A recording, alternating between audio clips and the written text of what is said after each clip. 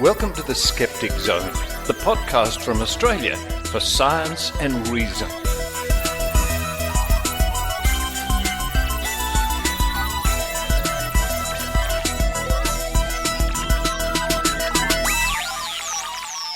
Welcome to this special episode of the Skeptic Zone for the 3rd of June 2021, episode number 660.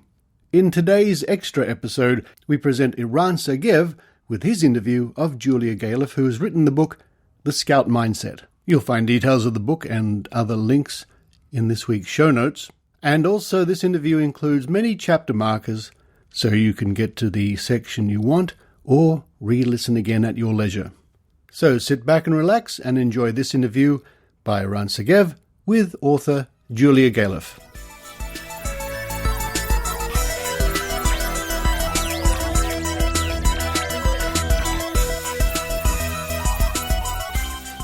Grain of salt, grain of salt, grain of salt. Let's all take this with a grain of salt. Here's Eran Segev. Grain of salt now. Grain of salt, you gotta take it with a...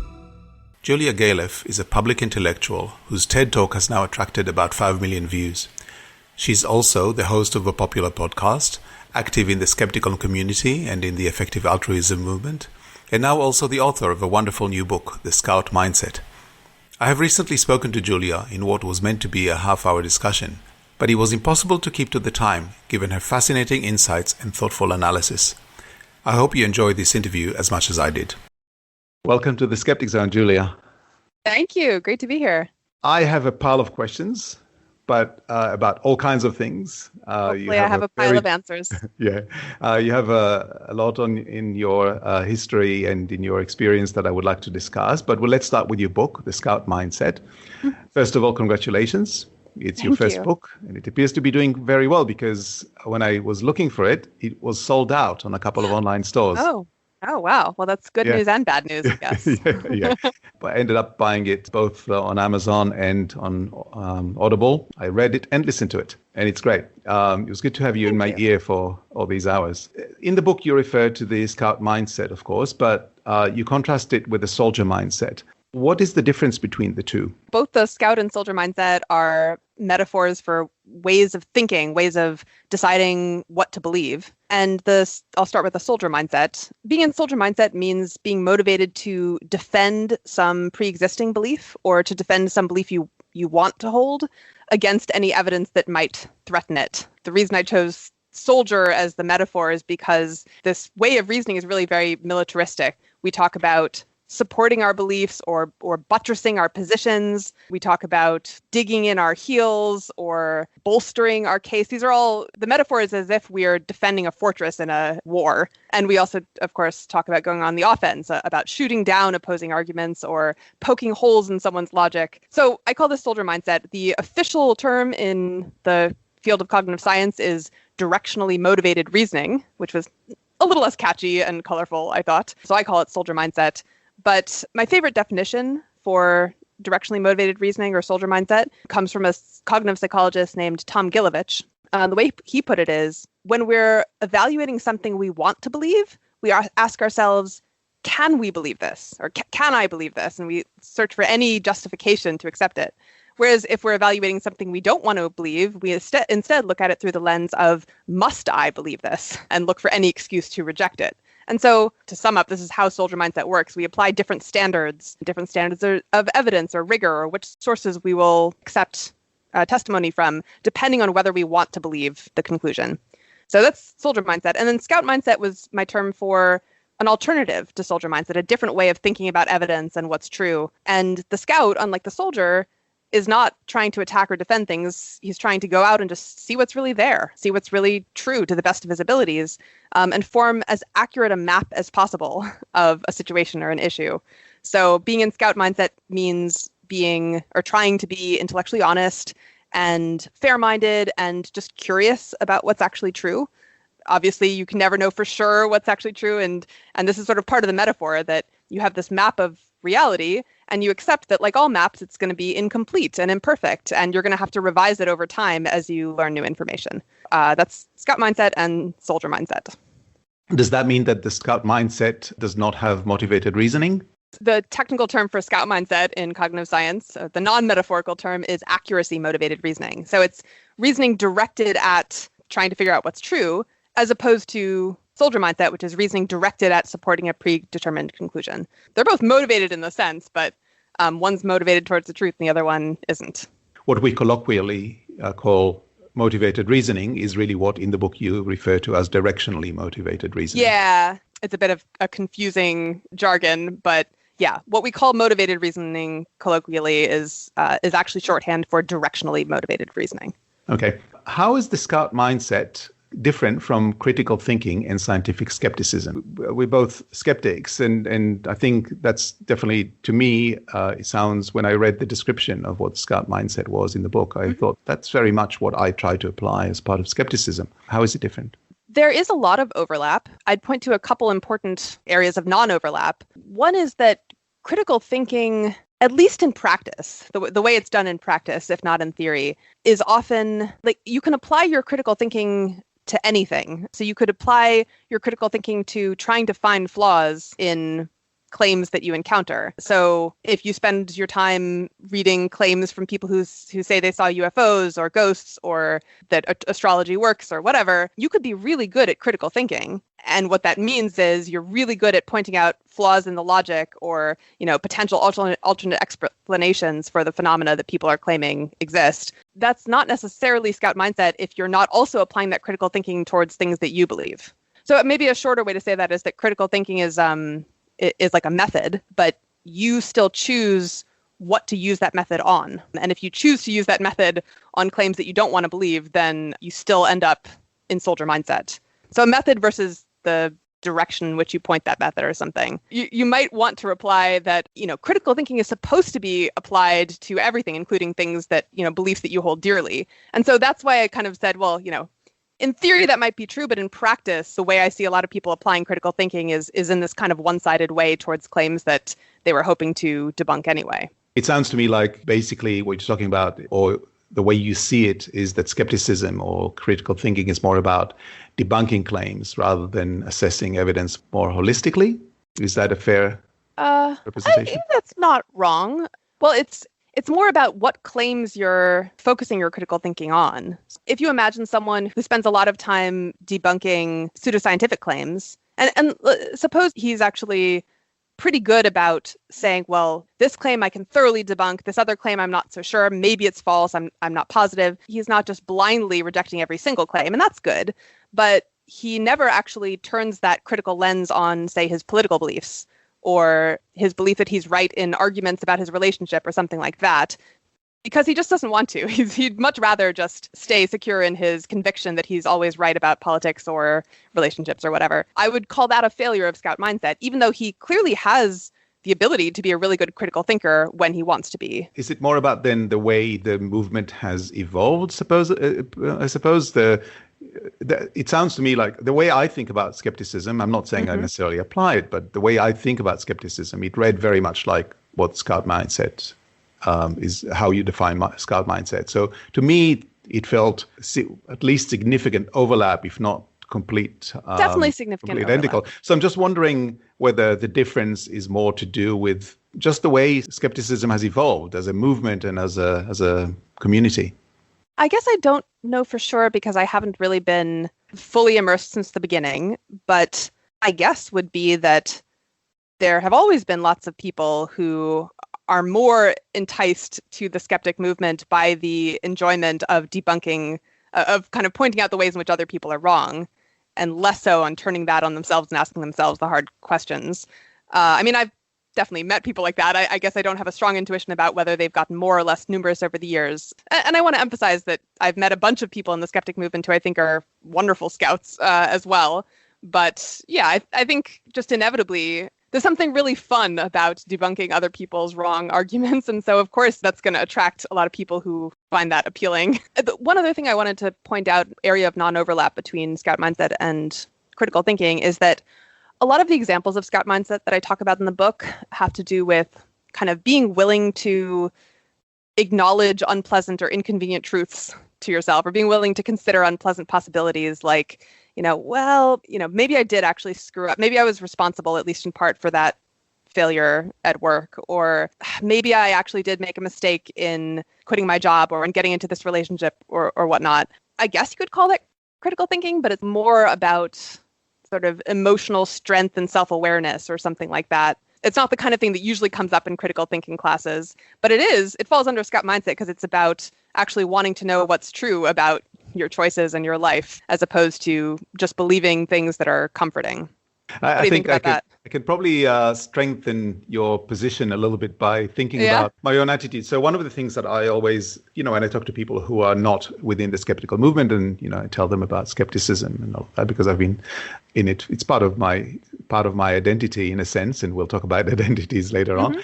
One of the things I always say is that it's made me a better person, and one of the ways in which it's made me a better person is by making saying I don't know very, very easy. But it's very rare for me to say something that is equally true, but I just don't say it as much, is that it made saying I was wrong easier.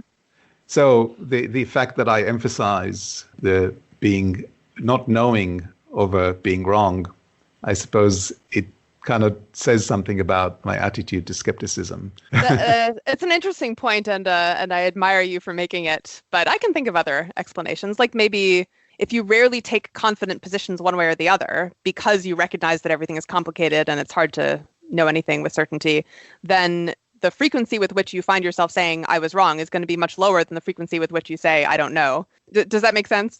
Yeah. So that could be another reason why you find yourself focusing on the latter. Possibly. I don't know. Yeah. Okay. And another thing is that the subtitle of the book is why some people see things clearly and others don't. Yeah. That would put the book firmly in the reference section, but I found it to be very much a self-help book, albeit a much more nuanced and careful one than what's common in that field. How do you see it? Well, you could look at it either way, really, because throughout the book, I'm pointing out the things that make it easier to be in Scout mindset versus soldier mindset, or the things about your environment that push you more towards Scout mindset or more towards soldier mindset. So, I talk about identity, which you brought up earlier, and how more strongly you hold your identity as a Democrat or as a effective altruist or a skeptic, the harder it is for you to think clearly and objectively about beliefs that are related to that identity. That's one criteria that kind of determines how much of a scout versus a soldier someone's going to be, at least on a particular topic or a particular domain, is, how much is that part of their identity? And then I also talk about things like, I have a whole chapter about coping with reality without self-deceiving. And I point out that one important thing that people do that makes it easier for them to be scouts about kind of unpleasant personal truths, like I might have screwed up my marriage. One thing that makes that easier for some people is that they have ways of coping that don't require self-deception. So they have kind of strategies for comforting themselves, like looking at silver linings or reminding themselves that things could be worse than they are. Those are strategies for coping with difficult truths that don't require you to self-deceive. And I point out some examples of people who have those strategies and are able to face unpleasant truths, and some examples of people who don't have those strategies and have to deceive themselves in order to feel better. I'm answering the why question in a lot of different ways throughout the book, but it's also a self-help book in that I'm pointing out kind of actionable differences, like you can try to reduce the strength of your identity in these different ways, and that'll help you be more of a scout. Or you can try to develop this toolkit of coping strategies that don't require self-deception, and that'll help you become more of a scout. To me, it seems like two sides of the same coin. Does that not seem true to you? Yeah, it does. Okay. Yeah, I was just wondering what your point of view is. Yeah. I definitely I must say, I found the book extremely usable to the point of being transformative. And wonderful. I think what I will find is that I will absolutely be recommending it to people, and I already am doing it through this recording. There's no question in my mind that if you really commit yourself to some of the attitudes and behaviors that you recommend in the book, you will change your behavior for the better. You will be better for it. So I absolutely see it as both. But on the other hand, obviously, it clearly explains the reasons and the background for all of these attitudes, behaviors, and modes of thinking, which, of course, for anybody who's interested, is first of all, much more persuasive, but also simply much more interesting and makes the book more readable. As an example of how usable this book is in improving one's thinking, my thinking, I'd like to discuss chapter 5, noticing bias. This is obviously something that also is, skeptics focus on a lot, biases. At the end of the chapter, you have a table summarizing the thought experiments described in the chapter, and which are designed to help us avoid several common biases. I actually photocopied that table. What can you tell us about biases generally and how they affect our decision making? So the word bias can refer to a lot of different things. Like in this chapter, I was specifically talking about bias in the sense of using a different standard for claims that you want to reject versus claims that you want to accept. Sort of what I was talking about earlier with the direction of soldier minds that are directionally motivated reasoning, where you ask yourself, can I accept this for some claims and must I accept this for other claims? The point of the Noticing Bias chapter was to practice some thought experiments that help you kind of compare these two different worlds, try to detect whether your standard of evidence or your reaction is different in those two different worlds, depending on your motivation in those two different worlds. So just to take an example, one thought experiment I talk about is I call it the selective skeptic test. I'll just start with an example of me using it. So when I was writing the book, I would bookmark a bunch of studies that kind of supported my point that I wanted to put in the book. And then I came across a study that didn't support my point. The study claimed to have found that soldier mindset makes you successful and happy in life. And so I read that abstract and my eyes narrowed and I was like, well, let's see how well this methodology section holds up. And I read through it and it was in fact a very poorly done study. I found some glaring methodological flaws. And so I was like, great, I can dismiss this. And then I asked myself, well, suppose it was the exact same study with the same methodology, but the conclusion was the opposite. And it had found that instead, scout mindset makes you successful and happy in life. What would my reaction have been? I imagined that world and I realized, oh, in that world, I would have said, great, let's put this on the list of studies to talk about in my book. And I would not have gone to the methodology section and scrutinized it carefully looking for flaws. And so that thought experiment where I was comparing those two different possible worlds, one in which the study supports my view and one in which the study doesn't support my view, and noticing, my reaction would be very different in those two different worlds. That was kind of an eye-opening moment for me to see that I was using this asymmetric standard of rigor, depending on my motivations. And so that caused me to go back and kind of force myself to go through all the studies I had bookmarked to include in the book and really comb their methodology section and ask myself, can I really justify including this? And for most of those studies, unfortunately, the answer was no. I didn't feel like I could be confident in their conclusions. That is an example of a type of thought experiment that I think can help highlight these really very invisible biases or asymmetries in the way that we react to claims depending on whether we want to believe them or not. And there are a bunch of other thought experiments that you can apply to claims in your personal life or political claims, but they all have the same structure where you're changing one feature of the situation and noticing whether your reaction changes. It sounds easy in principle, but I think that one in particular sounds to me like it felt to me while looking through it. It felt particularly hard. Hard in the sense of putting yourself in that position. It's very easy to deceive yourself as you go through this exercise, as you go through this thought experiment. It's very easy to say, oh, yeah, I'd still believe it. It's probably I would say, kind of thing that you need to train yourself into, really putting yourself in that mindset where you really believe that the conclusions are the opposite. For example, when we talk about the two positions, you really believe it emotionally so that you can probably judge how your reaction would be, because it's very difficult to judge what your emotional reaction would be, right? Yeah, and it doesn't have to be your emotional reaction. It can just be, what would my conclusion be? Yeah. Would I accept or reject this? And I think you bring up a great point, and I'm glad you appreciate that it's not so trivial to just introspect and notice what your reaction would be and just assume that that's correct, because introspection is flawed and we can tell ourselves something about what our reaction would be, and that's not necessarily the truth. That's all true and an excellent point and something to watch out for. One piece of advice I would give that I kind of briefly touched on in the book is that it can help to make the thought experiment really concrete. For example, instead of asking yourself, would I accept this anecdotal evidence if it opposed my side instead of supporting my side. And if it's really abstract like that, it's easy to just lie to yourself and say, well, of course I wouldn't accept it if it supported. I forget how I constructed that sentence a second ago, but of course I would do the epistemically responsible thing. It's easy to say that in the abstract, but if you pick a concrete example, like, okay, suppose I read this anecdotal evidence about how, I don't know, feminism was bad because whatever, here's one or two anecdotes. How would I feel in that? Like if I read that claim, would I say like, yes, that makes sense to me? Or would I say, well, that's just two anecdotes. You can't trust anecdotes. I think picking a concrete example is really important in these thought experiments rather than just asking yourself an abstract question. Yeah, I think it's important to not assume that it's going to be easy, definitely. I found going through this and trying to think about situations that I've encountered, I found that it could be challenging. I want to talk about a specific bias that you mentioned. It's the status quo bias, where we prefer things as they are, basically.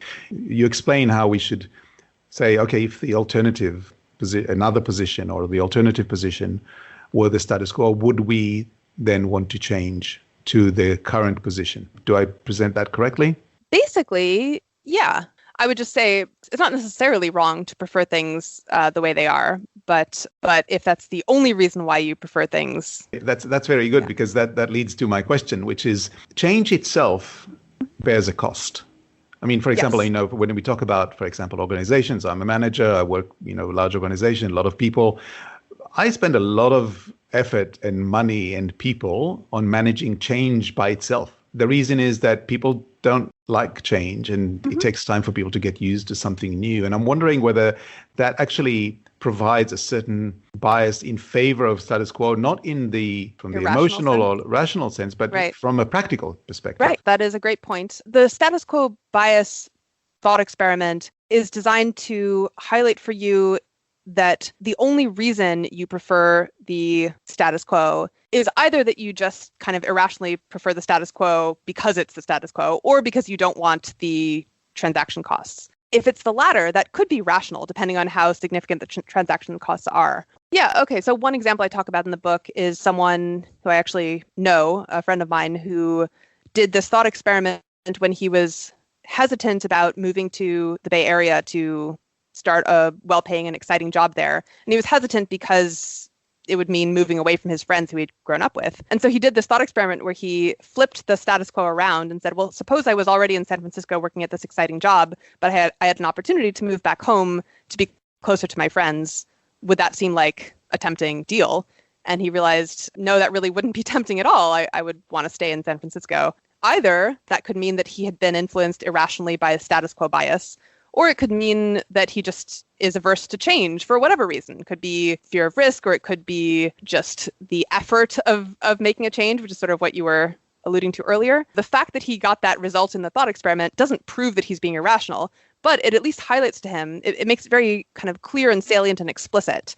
Like, okay, is this transaction cost? Is the cost of change, of moving to a new city, is that actually a good enough reason, in my opinion, to not do this thing that seems better to me? And maybe it is sometimes, but at least you can ask yourself that question explicitly instead of having that be working on your judgments in the background and not be able to be consciously aware of it. In part 5, you talk at length about identities. In fact, you've dedicated 3 chapters. Why are identities an important factor in adopting the Scout mindset? I'll just explain what I mean by identities affecting your ability to reason. People are already very used to the idea that, politics can be part of our identity, our political beliefs, our religious beliefs are part of our identity. You're supposed to not talk about things like politics and religion on first dates or at, social gatherings. And the reason is because when something's part of your identity, someone disagreeing with it feels, well, you take it personally. It feels like they're, stomping on your country's flag or something. You get indignant, you feel outraged and offended. Even just learning that someone else has a different opinion, even if they're not actively challenging you, it feels like they're on another team, basically. And politics and religion are a couple very common examples, but anything can become part of your identity. So the reason that I spend so much time in the book on identity is because so many things can become part of our identities and make it hard to reason about. What's happening in the background when something is part of your identity is that You get defensive when someone criticizes it, so it's hard to think honestly about criticisms of those beliefs. And B, just in the background, when you're reading or hearing any information that's relevant to those beliefs, you're kind of unconsciously searching for things you can use to support your belief in argument with other people. And the search process that you're using for deciding which evidence to pick up is really biased. And so this doesn't mean that you shouldn't have anything in your identity at all, that you should be a completely identityless robot, but that you should just hold your identity a little more lightly and try to maintain a little more emotional distance so that you just keep in mind, yes, I believe this strongly or passionately, or I think this is important, but that's contingent. That could change, if I learned something that changed my mind. The goal is basically to avoid supporting the identity just because it's the identity. You should only be supporting it because your current view is that it's true and important. That's my summary of why identity is important to pay attention to if you want to be a scout. It sounds like identity could be a problem for the scout mindset. Are there any ways in which it can contribute to the scout mindset? Yeah, so at the end, I kind of flip things around and say, well, if there are going to be things that are part of our identity that we pride ourselves on and, strive to live up to and so on, then why not make things related to scout mindset part of your identity? So you're priding yourself on doing the things that make you more accurate and more truth-seeking, congratulating yourself when you notice you were wrong about something, or feeling good about yourself when you can accurately summarize your critic's argument accurately enough that they hear your summary and they go, oh, yes, that is exactly what I'm trying to say. You don't want to just pat yourself on the back for being a scout and not do anything to earn it, because that's not actually making you more accurate. It's probably making you less accurate. But if you pride yourself on doing the things, taking the actions that actually move you in the direction of truth and accuracy, then I think that's a really good use of the identity function of our brains instead of all the other uses. So yeah, I encourage people to make truth-seeking or intellectual honesty or scout mindset part of their identities to try to, counteract some of the other identity effects. And do you think that scout mindset can be applied to moral and political questions, which you've kind of mentioned? Absolutely. Yeah. I mean, I think a lot of my favorite examples of scout mindset are about moral and political questions. So I often talk about truth, and, scout mindset is about trying to see what's true. And that becomes a bit hairy when you're talking about, your views on moral questions, because, well, it's unclear whether there is like a right answer to moral questions. So in that context, the way I would define scout mindset is about really just avoiding the bias that I was describing earlier in our conversation. So being in scout mindset about moral questions would just entail trying to reason about them in a way that's not influenced by things like which answer is most convenient for me personally. That doesn't get us to one particular correct answer, but at least it eliminates some of the ways of reasoning that I think are kind of more obviously, egregiously biased. I don't know, when I'm reasoning about moral questions, I'm not sure it makes sense to say there is a right answer about moral questions, but at least I try to do thought experiments that kind of challenge my current moral position, and I try to find the best representatives of moral views that disagree with mine, and I try to notice whether my like the emotional texture of my thinking on moral issues, like does it feel like I'm hurriedly reaching for an answer that will get me to the conclusion I want, or does it feel like I'm genuinely curious and taking my time?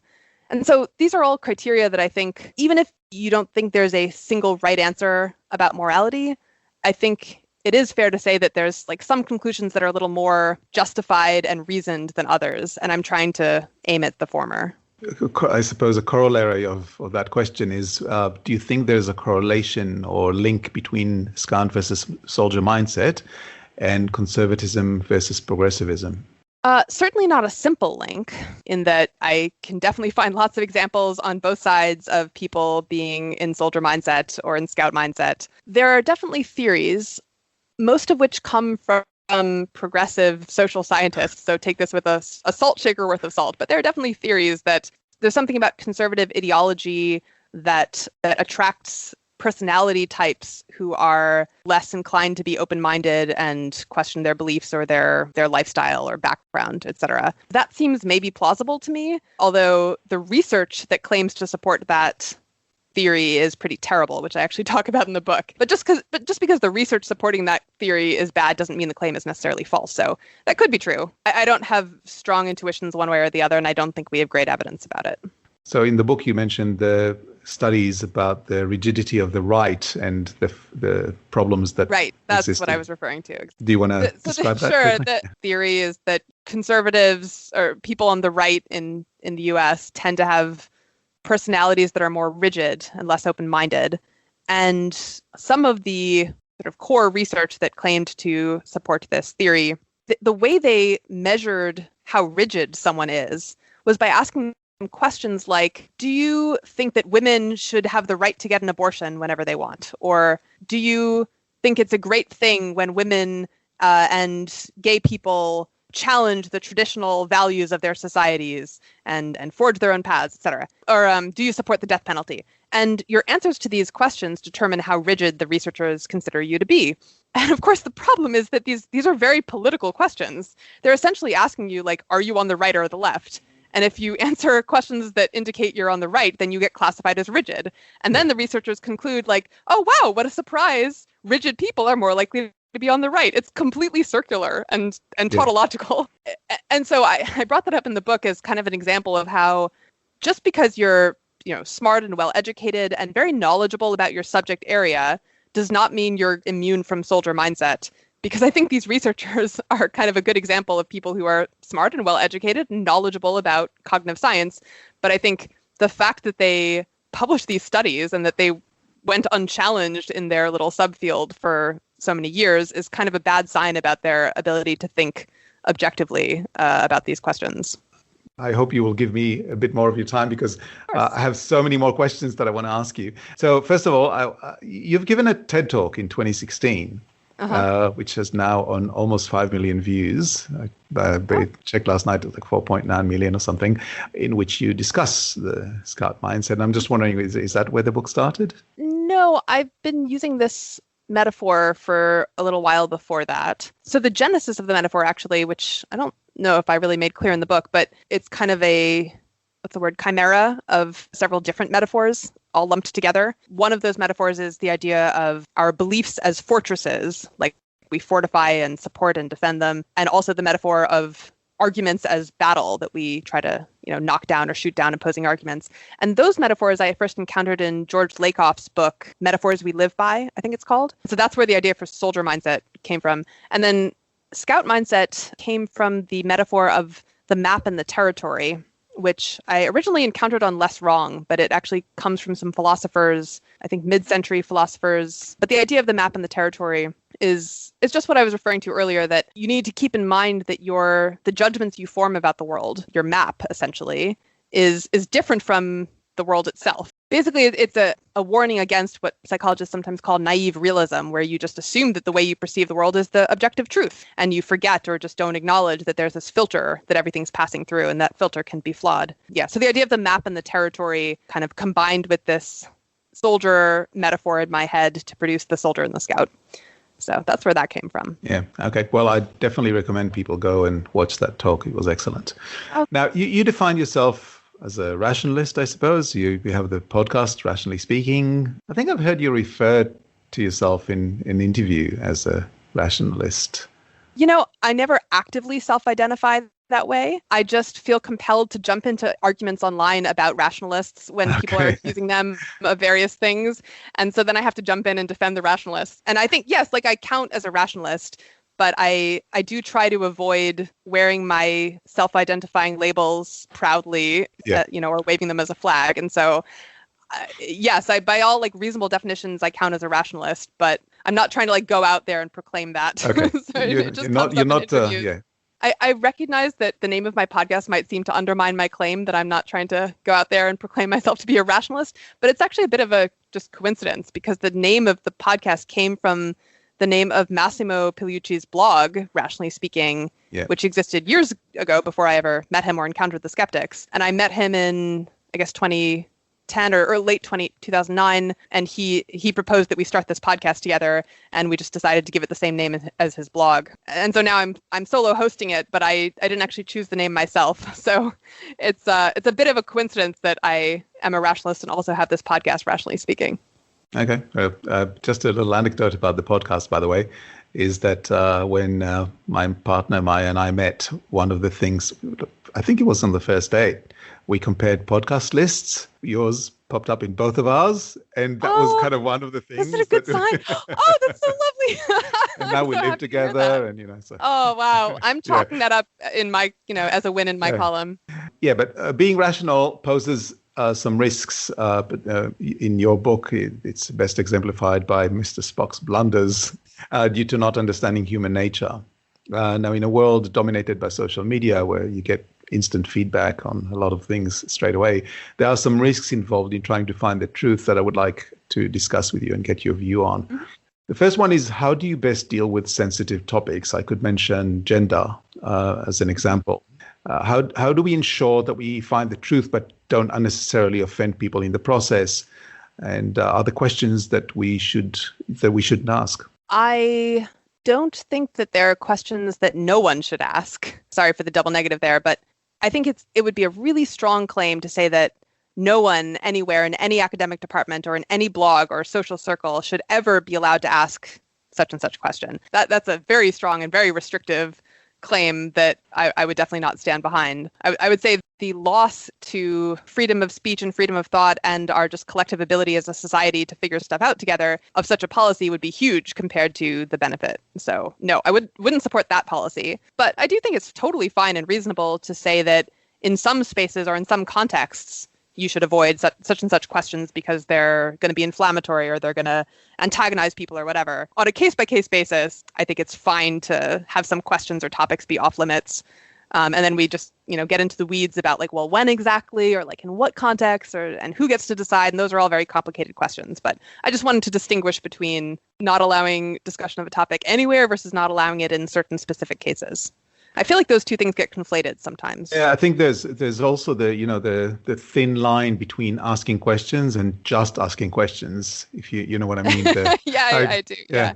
So just asking questions. Right.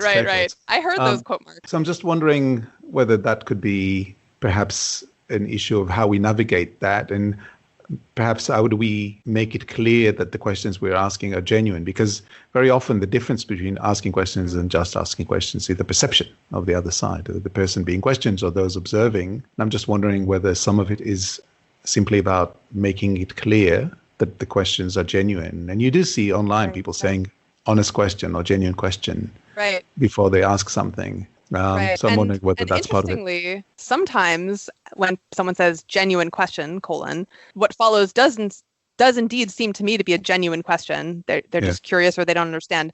And then other times it's really not a genuine question. It's just them trying to get a dig in at the other side.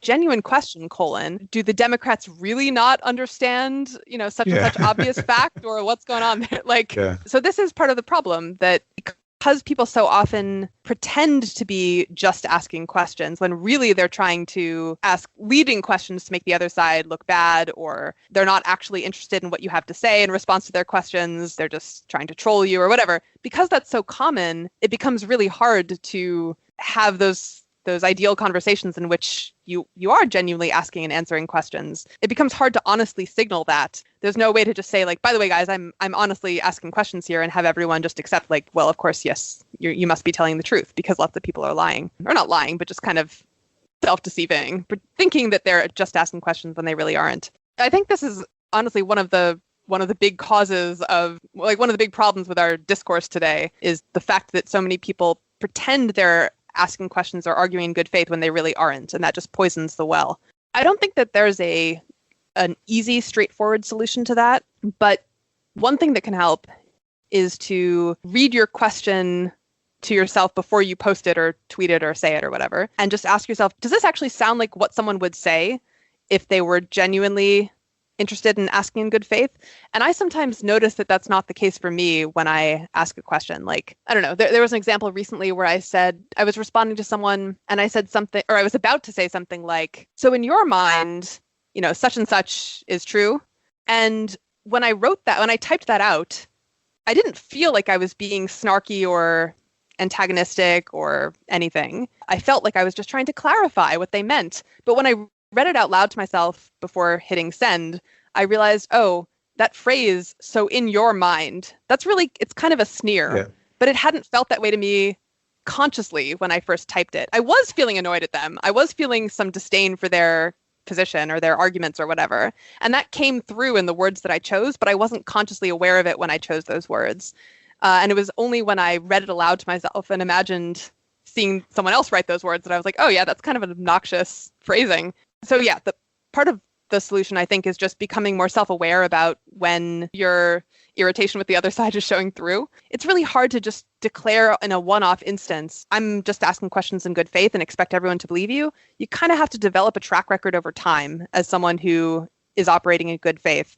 And that means, kind of demonstrating Scout mindset on a lot of really controversial topics and being willing to say, yep, that is a good point, or like, yes, that is something that people on my side do that's wrong, or, when you summarize the other side's position, doing it in an accurate and fair way and not in a straw man-y way. You kind of have to do that over time so that when you say, hey guys, here's this controversial issue that I have a question about, they can actually trust that, yes, she genuinely has a question. She's not just trying to be a dick. So yeah, you need that reputation built up. And that does take a little while.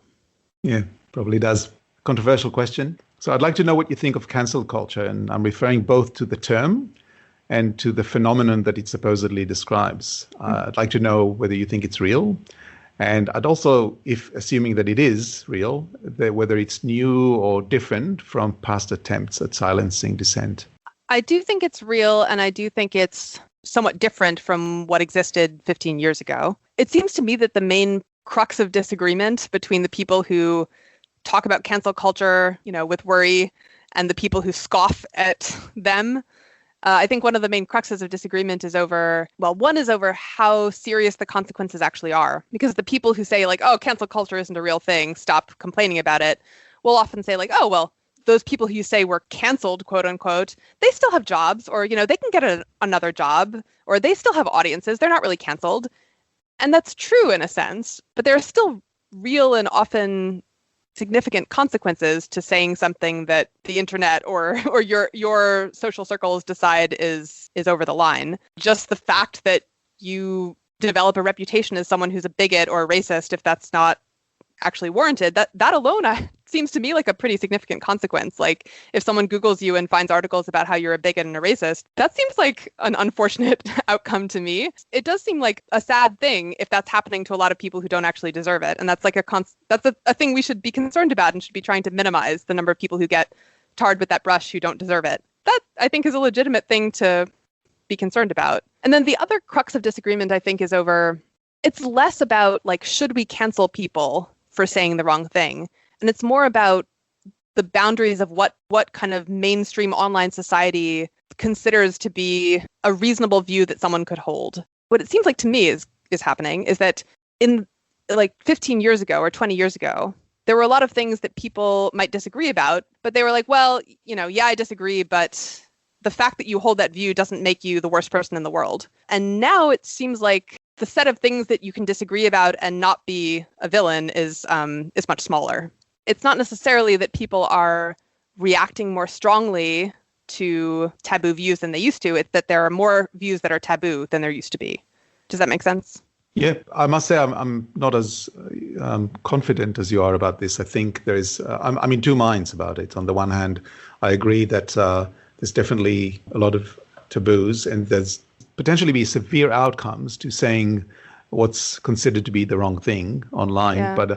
But I'm not entirely sure that it's not simply a factor of the technology, the fact that we live online now. So there's the chance that we would encounter somebody who disagrees with us is significantly larger, and that somebody would comment on it. Whereas in the fact, if you think about a village and a family, you were not exposed. You could have dissenting views. It was mostly within a community that already knew you. There was less of a chance that they would, immediately shun you because there was the personal relationship. People's views were not exposed in the same way that they are today. So I'm just wondering whether that is whether that's the difference or simply that there's we live in a more censorious society. I'm just not sure. Well, I don't know. Let's take an example. So do you know the story of David Shore? Yes, I do. It seems to me that tweeting a study in the wake of like Black Lives Matter protests, tweeting a study by a respectable academic showing that violent protests are often counterproductive. David Shore did that and was fired from his job as a result because people felt that tweeting such a study was not supportive of Black Lives Matter protests. It seems to me that like holding the view that, hey, it's good to take into account whether different kinds of activism are productive or not, and like here's some evidence. That seems to me like a view that would not have been considered over the line or like beyond the pale 20 years ago, but now is often. It's very messy because there's not a ton of rhyme or reason about like who gets canceled and for what and like how bad the canceling is. I'm sure like lots of people have said the same thing that David Shore has said in different contexts and it's been fine. It seems like there's a bit of randomness and, you know, like which events are going to trigger the mob getting angry at you and you losing your job or getting called a bigot by lots of magazines. I don't think that it's easy to predict exactly what's going to trigger that. But I don't know. Do you think that event is something that could have happened 20 years ago? It couldn't, but I think a lot of it is to do with the technology. Just like you said, David Shore's situation, and I encourage people who don't know the case just to look it up. And so it's a very interesting story. My recollection is that it's not that he was fired. He didn't even start. He was about to start the job, and they told him he couldn't start. But I could be wrong about that. Oh, no, I think aspect. he was fired. But whatever the case may years. be, Yeah. it doesn't make it any better or worse. It's bad as it is. As you pointed out, others may have voiced the same opinion, perhaps more strongly, but were not punished in the same way. So there's a level of randomness to it. And I'm just wondering whether that is simply the result of social media. Somebody must have picked it up and made a big hoo-ha about it. And, you know, that person will have had lots of followers, so it made more noise than others. I tend to think that the issue here is social media rather than the censoriousness. And also, I must say, also, as somebody who doesn't live in the US, employment at will is not something that's common throughout the Western world. So people don't get fired as easily, whereas in the US, you could more easily lose your job. And of course, that plays a part as well. Yeah, that's a whole other issue. Yeah. I want to ask you one more question. As a scout, you want to find the truth. But how do we do that in very complex fields? How do we assess evidence that's beyond our capacity to judge directly? So, you know, in science, for example, we know that we can go to Sci-Hub, for example, to read the original articles very often. Mm-hmm. How do we know what we don't know? Yeah, so I'm so glad you asked this question, because one thing I wished I'd emphasized more strongly in the book is that having an accurate map, or a map that's as accurate as possible, my definition of accurate there is not necessarily the same as you might be thinking, or as your listeners might be thinking.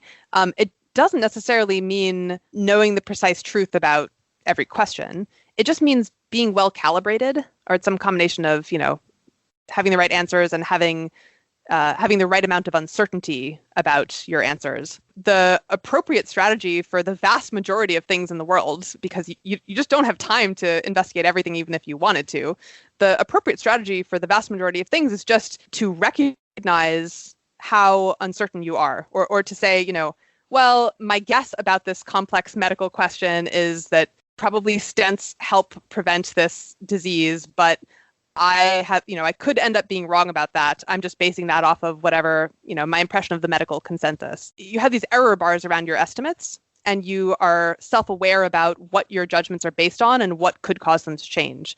And so that process, for the vast majority of things, doesn't actually take that much time and effort. It just requires self-awareness, basically, and calibration. You still want to, sometimes you have to make decisions, and they don't necessarily need to be practical decisions in your day-to-day life. But it could be something about who you vote for, or what charity you decide to support.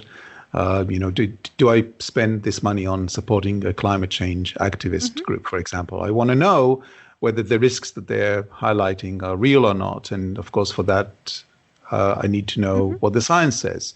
And again, if you're not in atmospheric science or somebody who, like, I know that in the case of climate change, we're talking about multiple fields that all show the same conclusions. But if you're not a scientist or you're not equipped to judge, then that makes it difficult for you. But I would say there are cases where it's even more complex than that. If I may, I would like to give an example from a podcast, one of your podcasts. So sure. There are situations where knowledge is required, similarly to science, but the field is tinted with interpretation and opinion.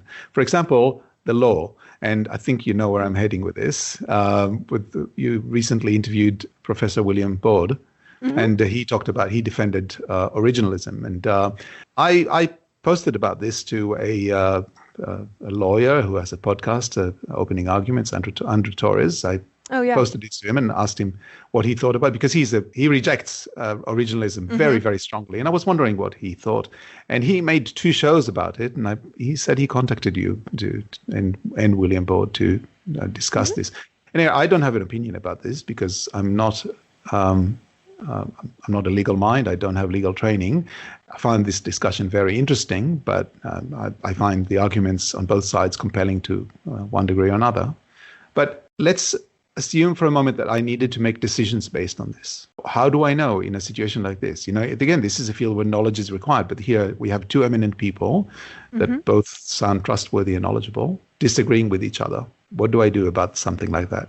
The short answer is there's no, easy rule, of course. The longer answer is that you end up just using this bundle of heuristics. Different heuristics you might lean on more in some domains than others. One heuristic I use is like, I may not really understand the field, but I can look at the people supporting one side and the other side, and I can kind of get a sense of, do the people supporting side A seem more reasonable than the people supporting side B?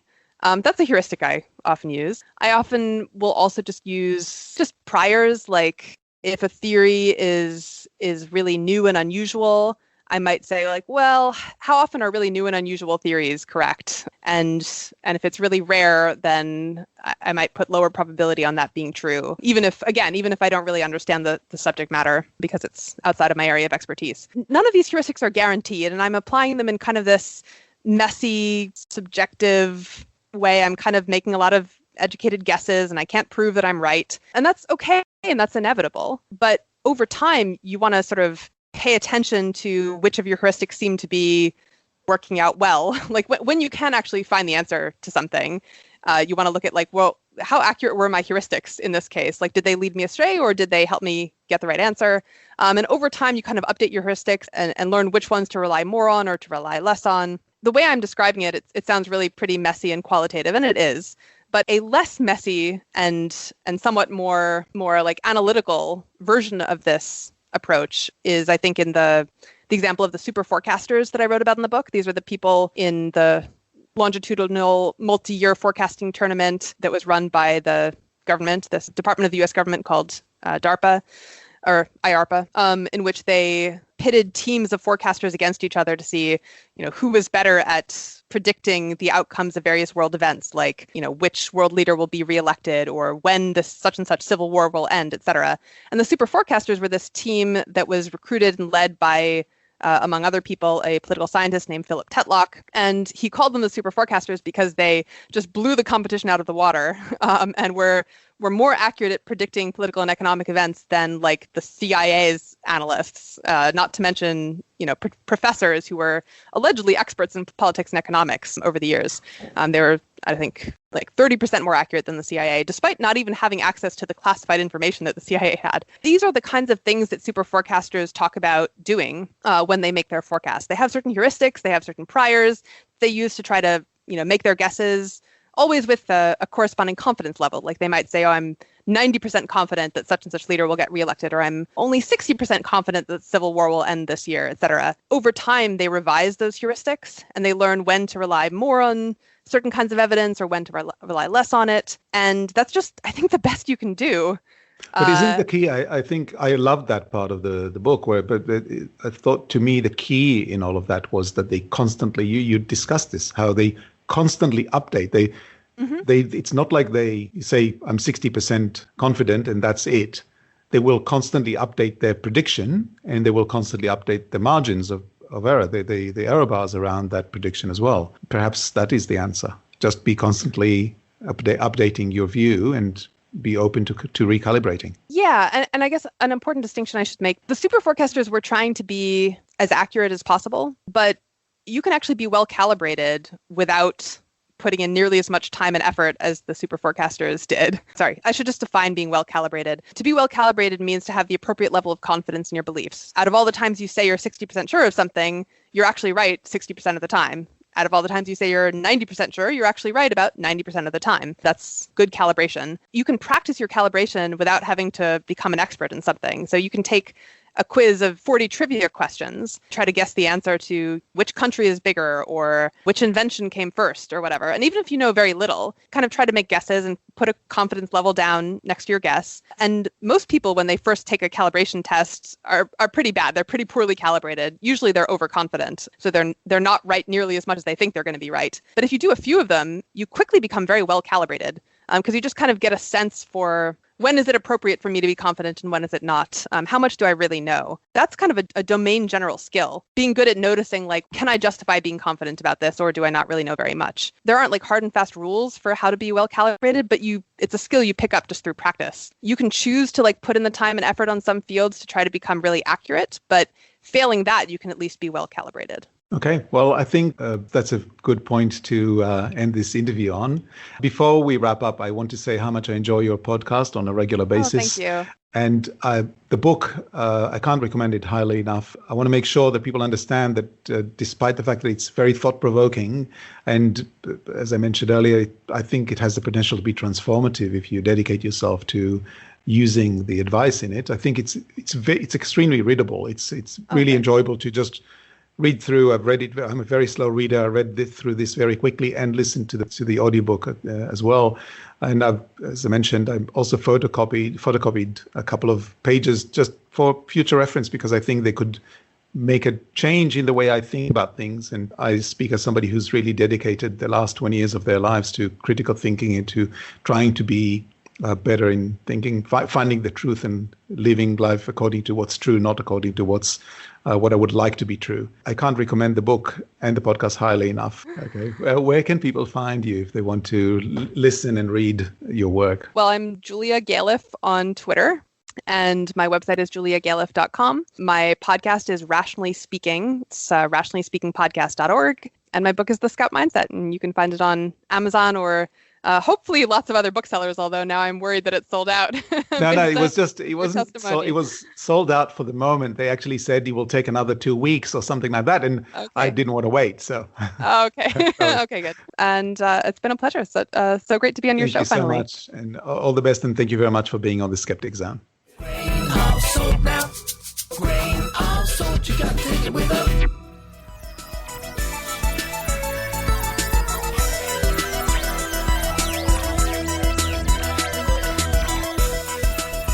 Thank you to Eran Segev for that fascinating interview with the author Julia Galef. And don't forget the regular episode of the Skeptic Zone will be out on time this weekend. But for now, this is Richard Saunders, the producer, signing off from Sydney, Australia. You've been listening to the Skeptic Zone podcast. Please visit our website at www.skepticzone.tv for show notes, contacts, and to access the back catalogue of episodes going back to 2008. You can follow the Skeptic Zone podcast on Twitter at Skeptic Zone, visit our Facebook page, or leave a review on iTunes. You can also support the Skeptic Zone via Patreon or PayPal. The Skeptic Zone podcast is an independent production. The views and opinions expressed on the Skeptic Zone are not necessarily those of Australian skeptics or any other skeptical organisation.